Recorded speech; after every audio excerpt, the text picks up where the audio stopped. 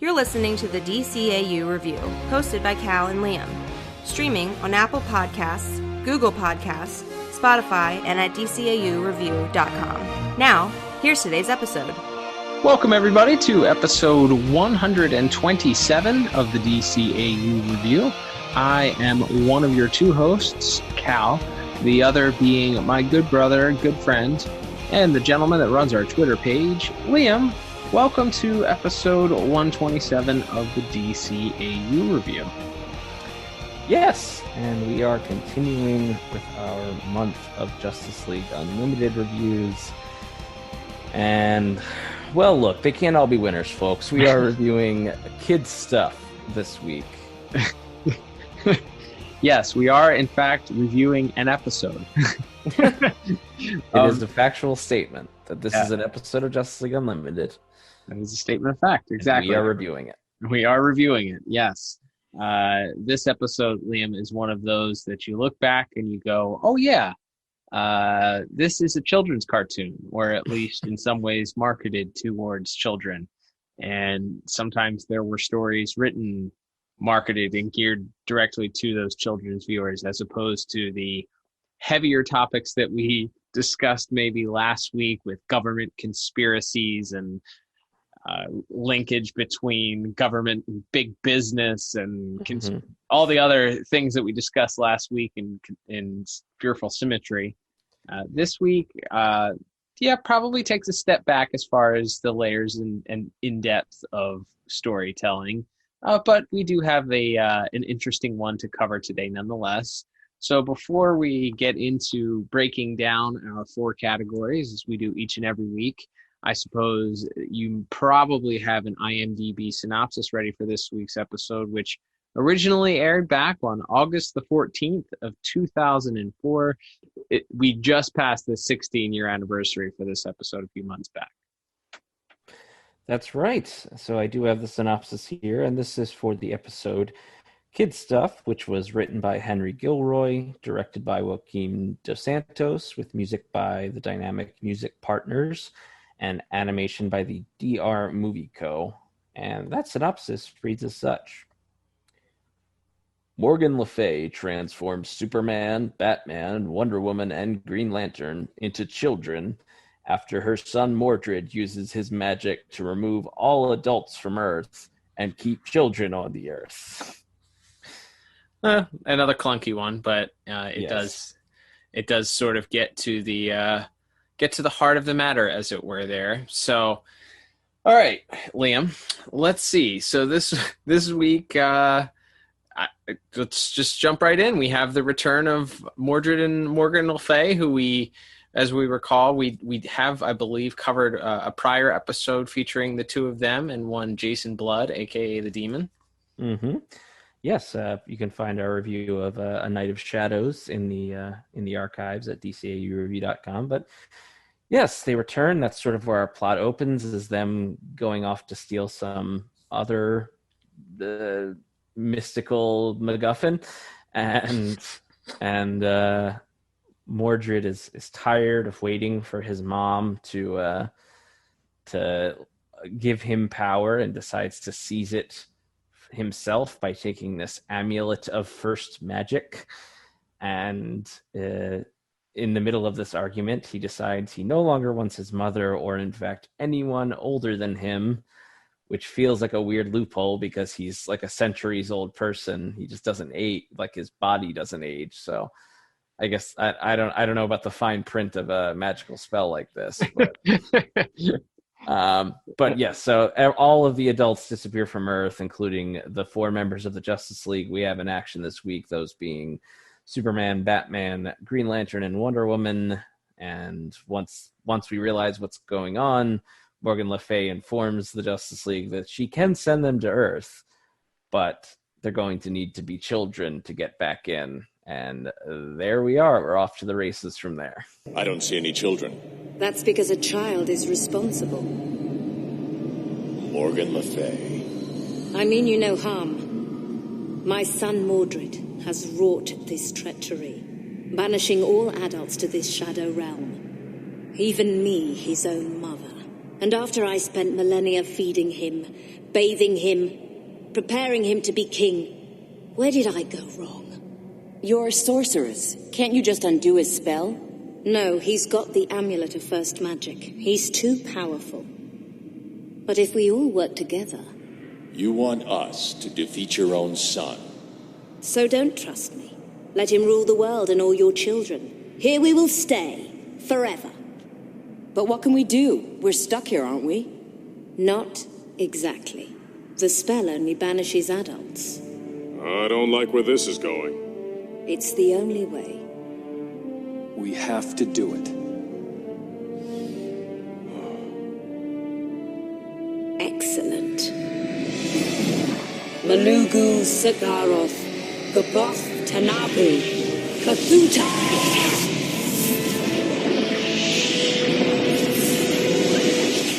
Yes, and all the hijinks that you could ever imagine as Justice babies, as Mordred calls them, return to Earth and begin to try and do their best to recover the amulet from Mordred.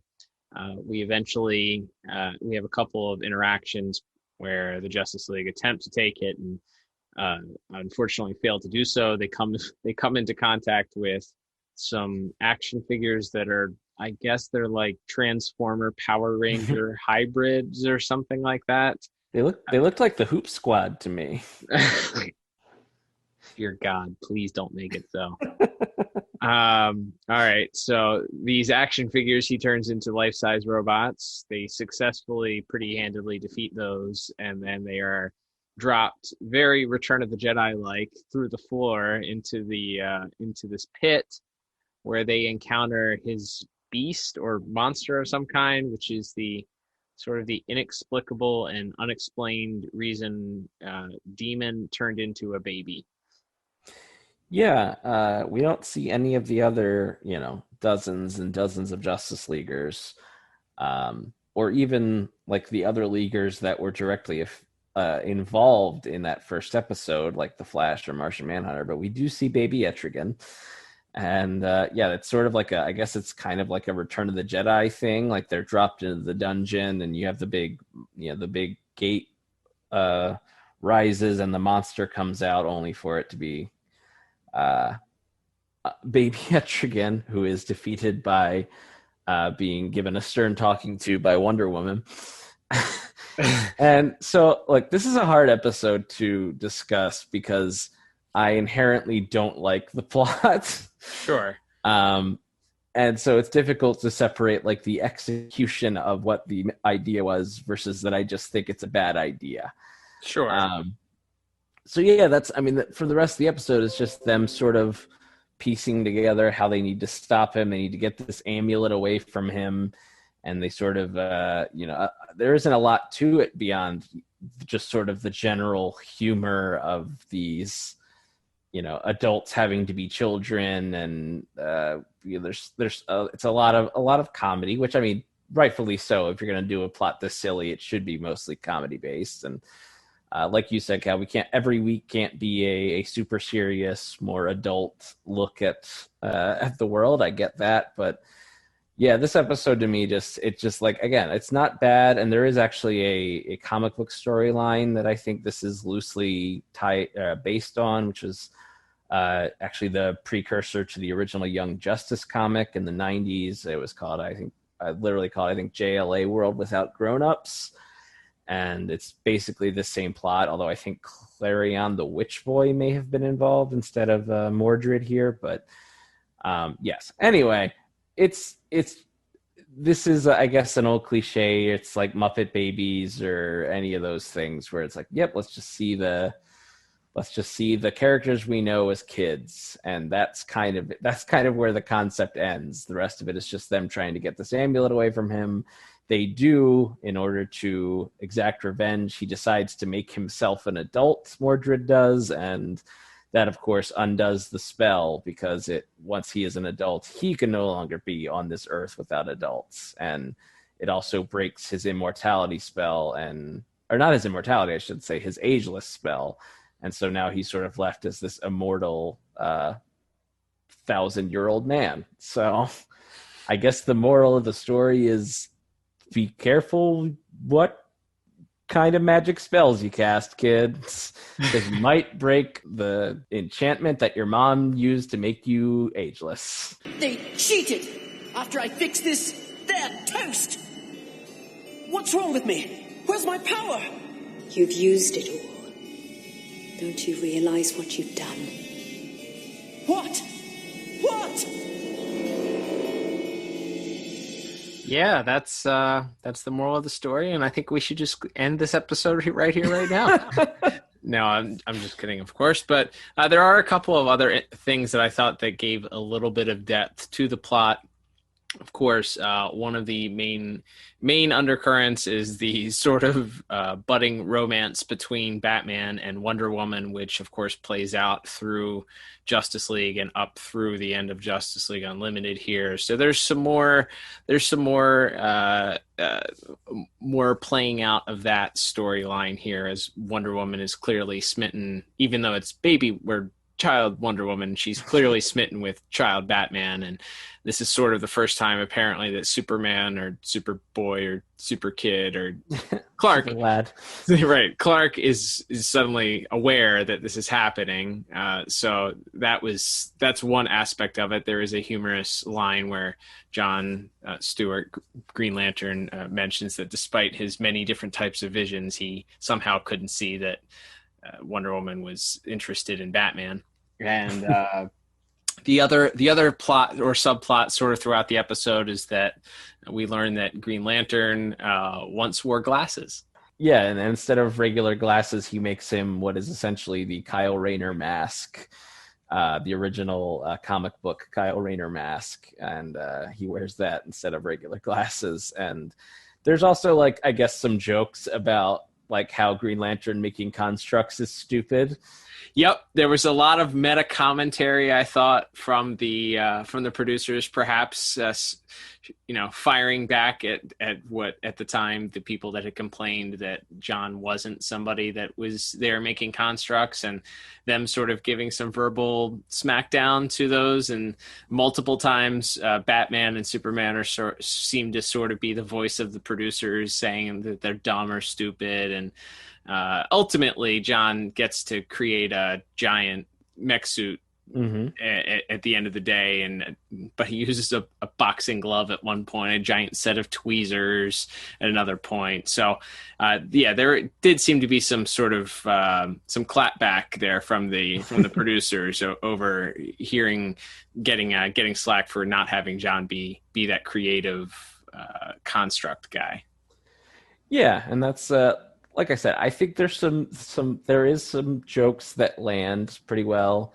I think it's funny at the end when they get turned back into adults and Wonder Woman is still holding adult Etrigan. Like, I think that's funny. Genuinely, I think that bit's funny. I think the general concept of child Batman still trying to act all broody and like skulking around with the cape around his shoulders and everything, I think that's generally like just a humorous concept in general. I thought the most interesting thing was ultimately that Batman clearly still is, despite not having powers, still is the smartest person in the room, even as a child, and is able to outsmart the Mordrid into turning into an adult. And then sort of the somewhat tragic end where we kind of get a look in with Morgan Le Fay, who clearly just loves her son. We established that pretty much in the Night of Shadows, and there's like some kind of weird Oedipus type relationship going on there. I'm not sure exactly. It's not exactly spelled out, but it's a little bit creepy. And it ends on a very creepy note of her still taking care of this, just now, like you said, this sort of washed out old, sort of zombified 1,000-year-old Mordrid. So it ends on a little bit of creepy note. This is the final appearance for these characters thus far in the DCAU, so we don't get any follow-up to this story or her exacting any sort of revenge on the Justice League as sort of a response to them tricking him into doing that. But so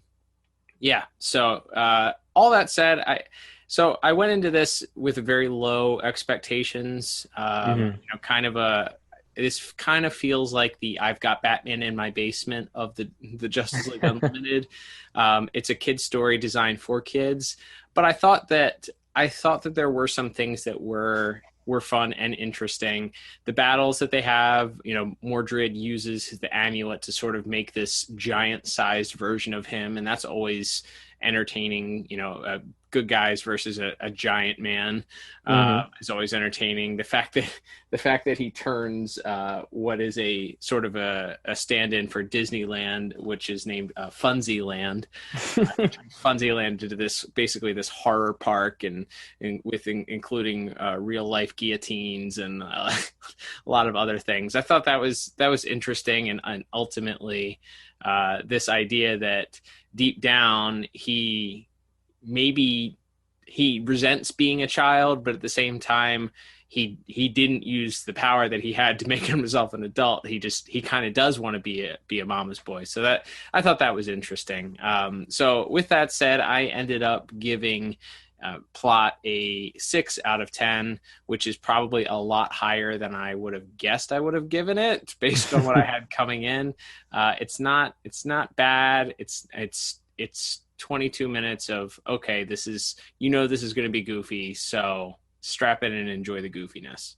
Yeah, I'm a little bit lower than you. I went 4 out of 10.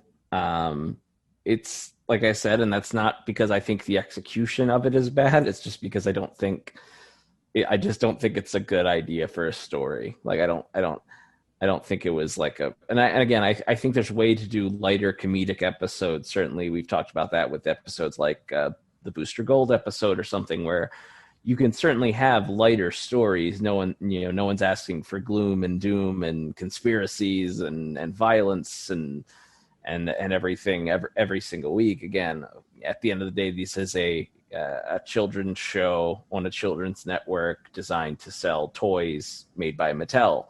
So I get that there needs to be some kid-friendly plots, and maybe this is just more accessible because, again, that's like something, it's a very simple concept of a kid magician takes over the world, gets rid of adults, so the adults have to be kids to stop him. I get it. Like I said, I don't think the execution is terrible. I just think the idea is kind of inherently not one that I enjoy. But again, if I had, it's hard to try to put yourself back into the 10-year-old, or I guess I would have been around the 11 or so when this episode first aired, and it's hard to remember exactly what I would have thought of this, or if I would have enjoyed it more if I was younger at the time. But yeah, it's ultimately harmless for sure. It's certainly not.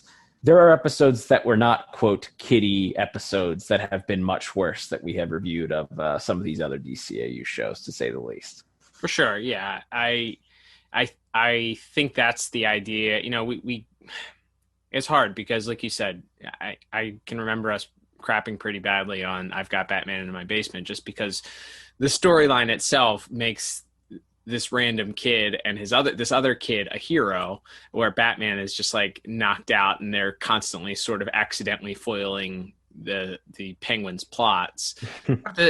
At the same time, this sort of takes that and puts a twist on it, because you still have, it's just the Justice Leaguers in younger, like pre-adolescent bodies, I guess. I guess. So that's why to me, thinking of it as, it's hard to put yourself in that TVY7 brain mode. Like, would I have enjoyed this as a child? Maybe, probably. I can imagine a child enjoying the fact that they can identify more with the characters because they're the same age. It's like, oh, what if I had a utility belt, or a Green Lantern ring, or the silver bracelets and the lasso of truth, or Superman's heat vision, So yeah, I can imagine that kids would enjoy this, and that was ultimately why they probably put this in, maybe knowing that they were going to have so much heaviness coming later on in the tail end of this season, and then ultimately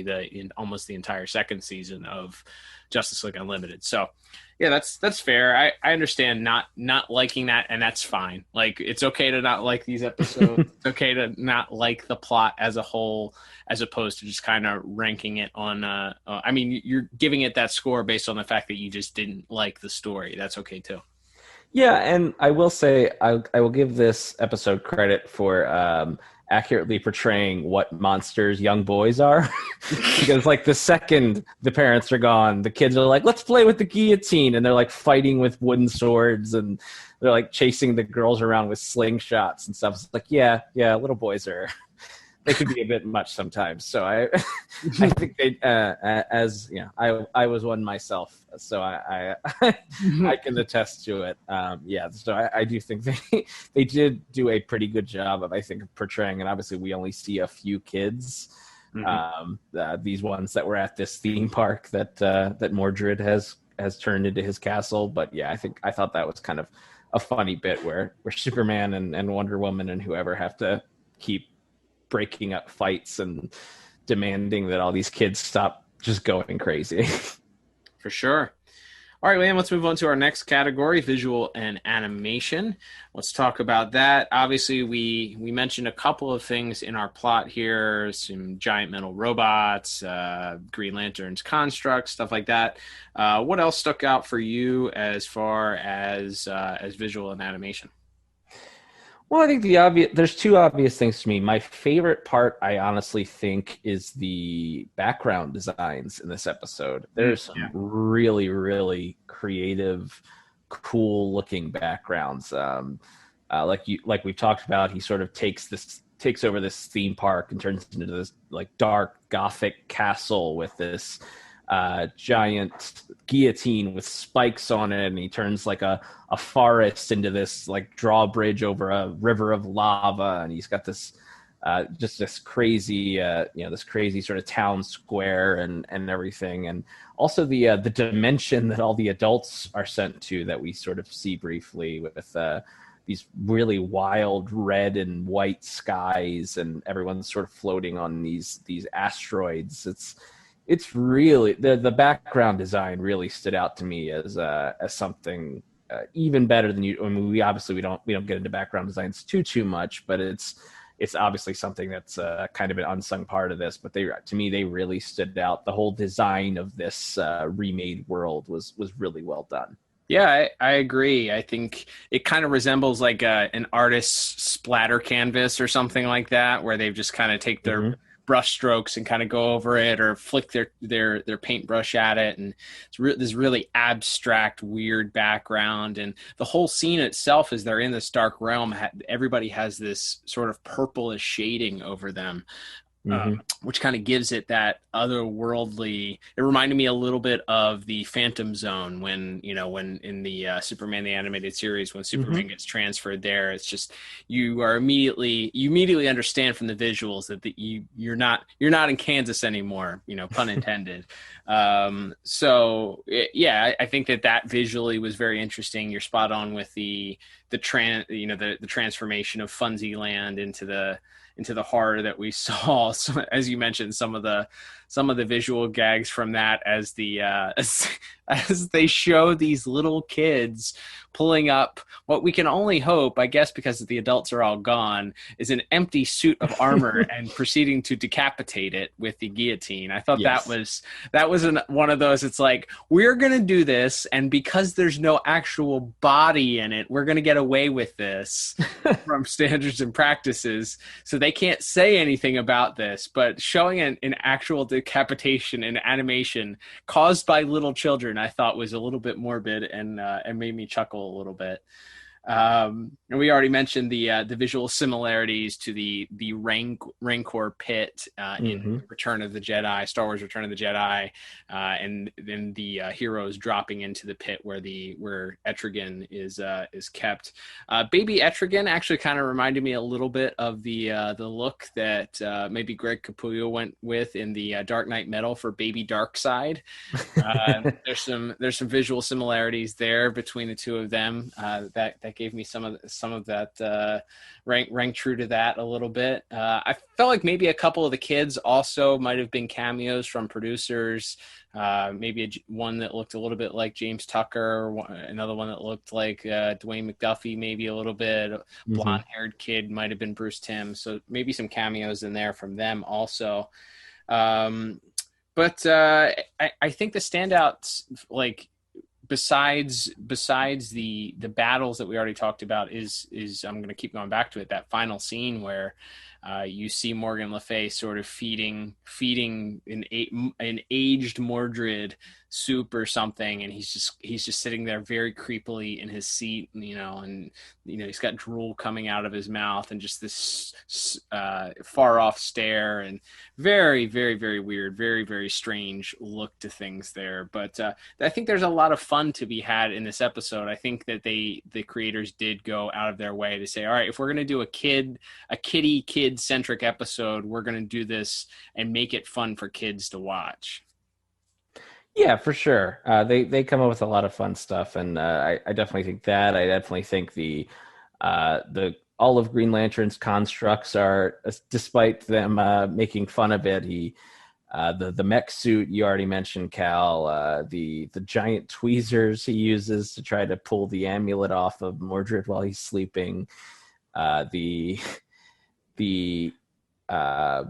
surfboard that he and Batman ride away on at one point. They have some pretty clever stuff, and then the sort of the gargoyles that are brought to life that are chasing them around also have some pretty wacky, again, sort of like evil Disney designs, like something maybe out of like the Hunchback of Notre Dame movie or something. Sure, absolutely. So yeah, there's a lot of clever visuals. I do think the Justice Kids design, Young Justice we'll call them,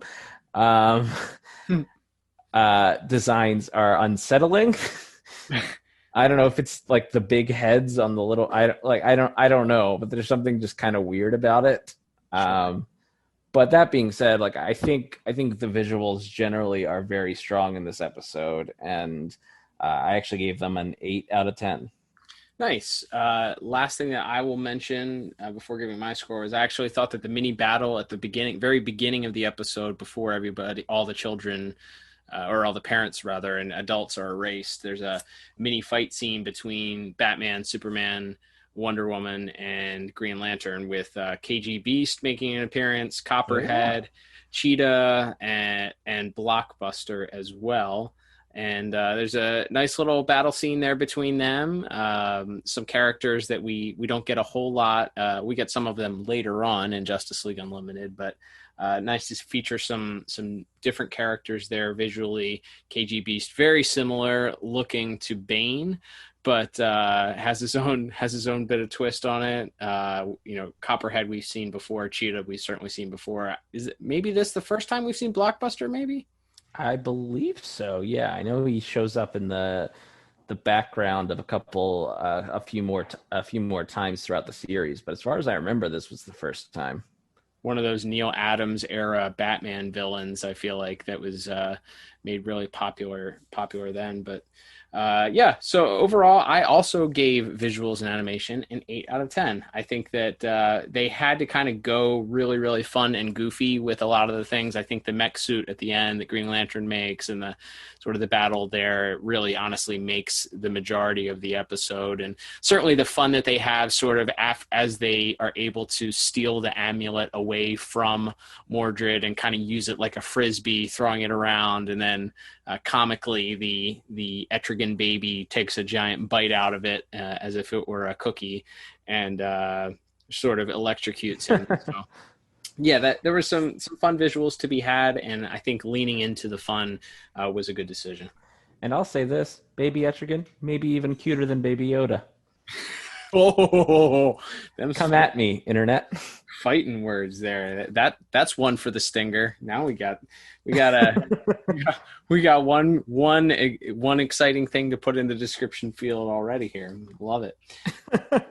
All right, Liam, let's move on to our next category, which is going to be music. And I heard you, and recall this time it's Dynamic Music Partners this week. I'm not going to try and give it to just Christopher Carter this week, but we have dynamic music partners taking care of the soundtrack. Again, this soundtrack is not available for download just yet, so it's difficult to listen to the audio in isolation. But I will ask you this question, Liam. What is your favorite medieval musical instrument, and why is it the hammer dulcimer? Well, just based on the name, how could you pick anything else? I mean, for real. I mean, honestly. So here's the thing. I'm sitting here watching the episode, and the soundtrack during that battle scene that you mentioned with the gargoyles, and I'm listening to it, and I hear it, and it's heavy, sort of very Batman Beyond-esque rhythm guitar, and then all of a sudden you hear this very medieval overtone come in, and I'm like, all right, what's the name of that instrument that comes in there? So I literally like, hey Google, tell me what's the name of a medieval instrument, stringy instrument, and it gave me like 3 or 4, and it wasn't it. Then I finally stumbled upon the hammer dulcimer and realized, yes, this is the instrument that I was looking for. So that to me was one of the main music points that stuck out. Was just kind of having fun with that, seeing as how he's sort of this medieval villain, obviously. So why not throw in some classic medieval sounding musical instruments in with our standard sort of rock and roll? Heck yeah. That's a great little bit of research. We learn things on this show. We don't just talk about superhero cartoons. We teach you things. And educational. That's exactly right. And other than that, my musical notes were more just the inclusions of various hero themes. We have the Wonder Woman theme played actually pretty much just straight up like it normally would be. We have a little bit of the Green Lanterns, Michael McQuistion's Green Lanterns theme, which I guess has just become Jon Stewart's Green Lantern theme. I almost want to go back and check to see how often this is used when Jon Stewart does something heroic. Sure. Like if JLU was the start of that, or if they were doing it in Justice League and we just hadn't noticed because we hadn't reviewed the In Brightest Day episode yet. Mm-hmm. So that's something I'd actually like to look into and do a little more research on. But then I think the hallmark of it, and it's probably my favorite joke in the whole episode, but I didn't want to mention it in plot because I wanted to save it for music, is when Etrigan, they imply that Etrigan has gone to the bathroom in his diaper and needs to be changed. And young Batman says, now that's a job for Superman. And they play Shirley Walker's Superman theme on the xylophone. You've got to be kidding. He's just a baby. That's all he needed. Oh, man, that ain't all he needs. Now that is a job for Superman. I'm going to go punch our way out of here. I'll help. That, to me, was the musical and comedic highlight of this entire episode. Yeah, that was what I noted as well. That was perfect timing, perfect use of that callback, throwback to the soundtrack that you're looking for. Just comedic timing, perfecto. Absolutely. And like I said, I think other than that, we do have some good sort of what you would expect from a JLU episode, some good rocked up action music for the fight scenes towards the end. And I think it's a solid outing. I enjoyed the music quite a bit in this episode. Again, maybe score would be even higher if I was able to listen to the soundtrack in isolation. But alas, that being said, I still gave it a pretty strong score of 7 out of 10. All righty. I went just a tick lower. I went 6 out of 10. I think that having some medieval tweaks to the soundtrack certainly brought up the score a little bit. Those little nods and nods to the classic Heroes soundtrack was certainly welcome. It's very, very hard, though, as we've said a lot of times here, to sort of appreciate the soundtrack in all of its glory, just because we're not really able to isolate the soundtrack. But solid overall, nothing offensive, and a couple of, or an extra point or two for the cameos and the fun had with the music. So All right, Liam, let us move on to our final category of the day, which will be voice acting. We have a rather large cast because we have multiple characters with different voices for this episode. So let's get to it. Let's talk about our voice cast for this week's episode. Yeah, it's as you mentioned, a big one. We have our Child Justice League featuring the voices of Shane Habucha as Superman, Mark John Jeffries as Green Lantern, who folks might know as the son in the classic Eddie Murphy Haunted Mansion movie. I put air quotes around classic, but you guys can't tell because this is an audio podcast. We also have Kyle Alcazar as Batman. And then, without a doubt, the biggest name, at least as far as our guest cast goes, we have Dakota Fanning voicing Wonder Woman. Yeah, she's made a little bit of a career for herself, hasn't she? Just a little. This would have to have been post Remember the Titans. So this is she was already, I think, a budding child star, and then here she is playing young Wonder Woman. And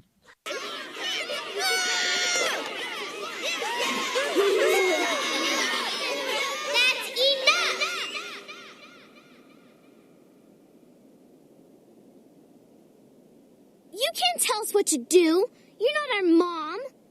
No, but I promise you, we will find all your moms. And I'm gonna tell. Well, what should we do? Go outside and wait for your parents. Now!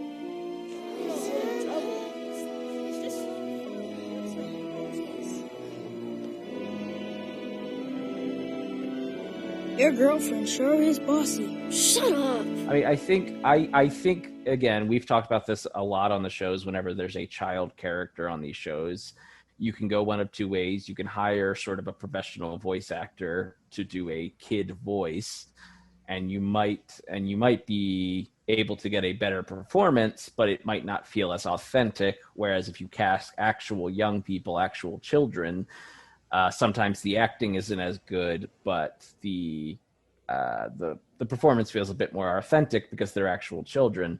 And I will say, I think all of our child actors here do a pretty good job.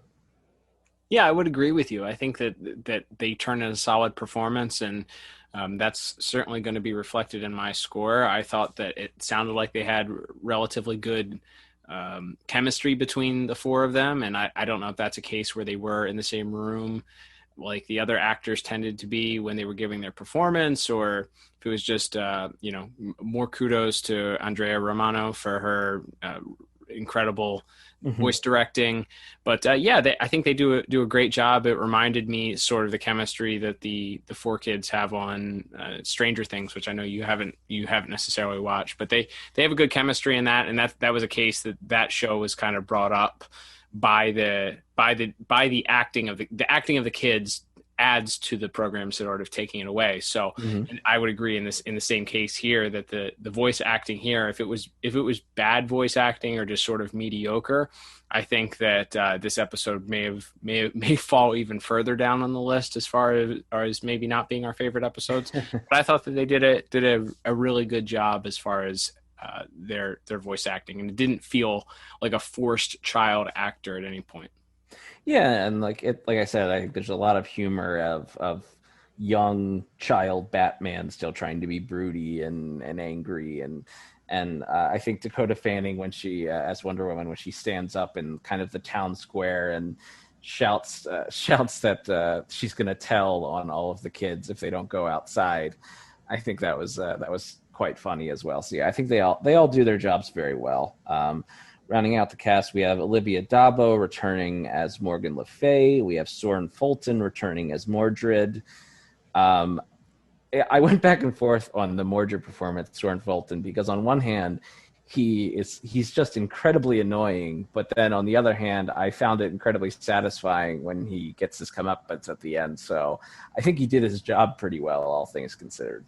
Yeah, I think he plays that annoying, like spoiled brat pretty pretty well. I think that it's the perfect voice casting for that character. And seeing when you're happy to see them a child get comeuppance at the end of a performance, I think that definitely speaks to their ability to draw some sort of emotion out of you, especially if they're trying to get you to dislike them. For sure. And then I will just make a mention, although he doesn't actually do very much, he provides the voice, quote unquote, of young Etrigan, as well as the blockbuster that we mentioned that is fighting the Justice League at the beginning. Legendary voice actor D. Bradley Baker voicing the young Etrigan sounds as well as blockbuster. And then, of course, we have our adult Justice Leaguers. We have Phil LaMarr as Green Lantern, Susan Eisenberg as Wonder Woman, George Newbern as Superman, and Kevin Conroy as Batman, and as adult Etrigan saying the word mommy. So, again, the range of Kevin Conroy really on display. You can't beat old Kevin. He's just the best. Yeah, and as you mentioned, though, there's not a ton asked of them because they're not in it that much. But I think their sort of general resignation as they understand what's going on, and then the end, as you mentioned, where it seems like this light, happy ending, and Batman is still Batman, so he still has to be kind of brooding at the end. As I think the adult actors do their jobs well in their limited roles as well. Yeah, I agree. I think for me, the standout performance for this week, outside of the children's performances, it would probably go to Olivia Dabo. I think that we kind of sort of mentioned this on last week's episode, but when you have a character that doesn't have a face that has emotion, so there's nothing coming from that character's face to sort of express their feelings, and she sort of plays this very monotone, creepy magician. Like that's who she is. She's the sorceress, and so there is some emotion that she shows, at least in the beginning of the episode, where she's trying to get Mordrid to listen to her and to hand the amulet over to her, and she has to exude some anger there, and then at the end, this sort of very creepy still cares for her son despite what he's done, as well as her communicating to him as he realizes that by breaking the spell that she had placed on him at a young age, that he's now going to have to deal with the consequences of that. I thought that she did an underrated job for this week.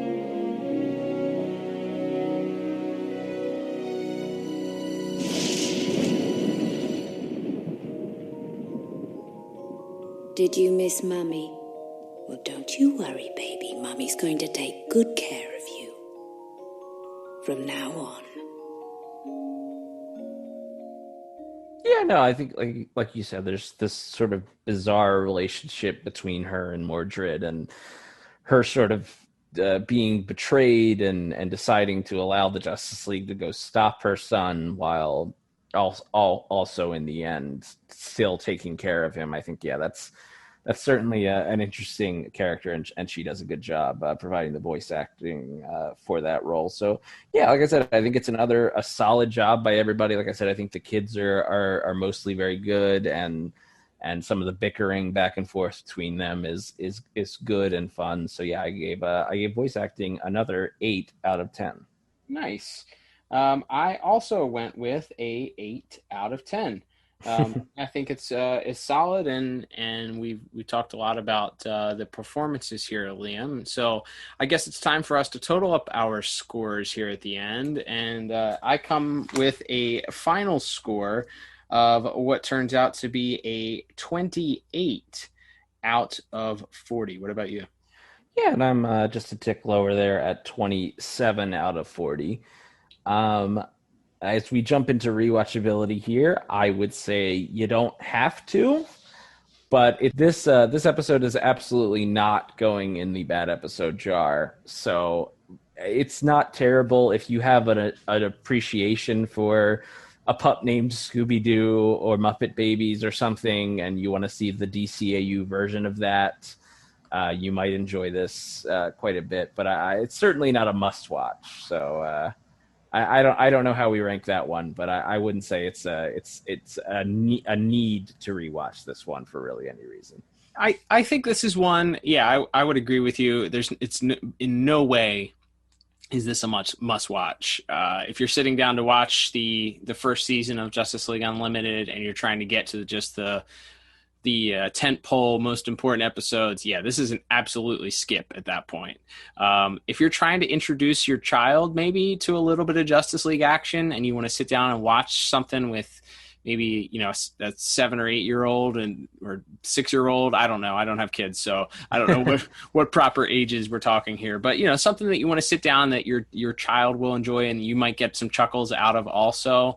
Yeah, go ahead and put this one on. This is one that you guys can enjoy together. If you're really interested in Morgan Le Fay and Mordrid, then yeah, go ahead and put this one in. This kind of sort of wraps up their story that we kind of started in Justice League. So it doesn't really feature the demon Etrigan in any specific way that you need to watch it. So it really doesn't do anything for them. If you kind of want to move for shippers, I guess we're talking about here. If you want to move forward with your Batman and Wonder Woman storyline, okay, this sort of advances that plot maybe like a half step. So I guess those are all good reasons to watch it. If you're just trying to watch the best of the best, then yeah, this is definitely not a must watch either. Well, there you go. All right, Liam. Well, that will wrap us up for this week's episode. Thank you, everybody, for tuning in. Don't forget to subscribe to us on your favorite podcast app.